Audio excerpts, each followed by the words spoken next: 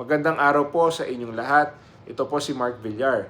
I am honored to extend my warmest greetings to everyone at the Icons of Change Las Piñas City Job and Career Fair 2025.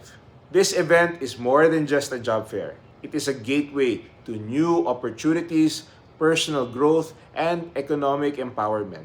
Through career mentoring, business solutions, and industry talks, we are equipping job seekers with the knowledge and confidence they need to thrive in today's competitive workforce.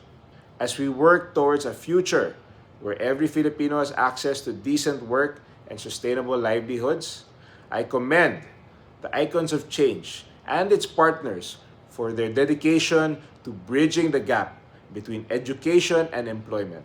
Sa inyong sipag at determinasyon, mas maraming kababayan natin ang magkakaroon ng mas magandang kinabukasan. To all job seekers, fresh graduates, and career shifters, keep striving, keep learning, and never stop believing in your potential. The future is yours to build. Muli, maraming salamat at mabuhay po kayong lahat.